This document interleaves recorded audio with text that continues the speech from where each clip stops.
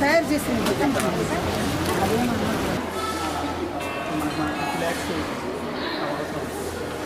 Relax release చేయాలి pending bill. అక్కడ మీరేం ప్రపోజల్ పెట్టాలి. అక్కడ పెట్టాలంటే ఇది మొత్తం మన డిగ్రీ కాలేజ్ ఇది.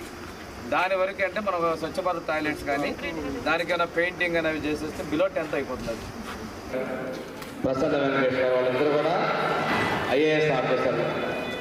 ఆయన కూడా ఇంతకుముందు ఏలూరు జిల్లా కలెక్టర్గా చేశారు. మన ప్రభుత్వం వచ్చిన తర్వాత చంద్రబాబు నాయుడు గారితో మాట్లాడి ముఖ్యమంత్రి గారితో ఈ సింగరాయపల్లిలో IIIకి నీట్ అంటే MBBS ఇంజనీరింగ్కి చదువుకునే పిల్లల కోసం కోచింగ్ సెంటర్ ఏర్పాటు చేయడం జరిగింది. ముఖ్యమంత్రి గారు ఐటీఐ చేసుకొని ఎలక్ట్రికల్ ఫిట్టర్ ఇటువంటి కోర్సులు చేస్తున్నారు. ప్రారంభిస్తున్నాం. దానికి తగినటువంటి మౌలిక వసతుల ఏర్పాటు, అదేవిధంగా సిబ్బంది, వీటి కోసం మా సెక్రటరీ ప్రసన్న వెంకటేష్ గారు, కలెక్టర్ గారు, నేను రావడం జరిగింది. ఇదే విధంగా వచ్చే సంవత్సరం నుంచి ఇక్కడ రెసిడెన్షియల్ డిగ్రీ కాలేజీ కూడా రాష్ట్రంలో మొదటిసారిగా ప్రారంభిస్తాం. దానికి సంబంధించిన ఏర్పాటు కూడా పరిశీలనకు వచ్చాం.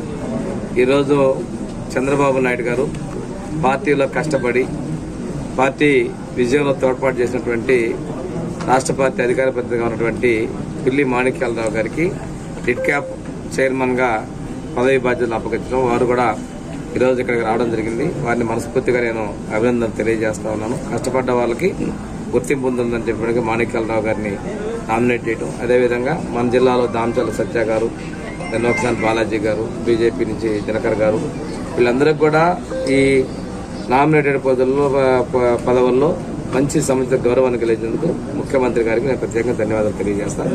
వారందరికీ కూడా మీడియా ద్వారా అభినందనలు తెలియజేస్తాను. ఇప్పుడు మాణిక్యాలరావు గారు మాట్లాడారు.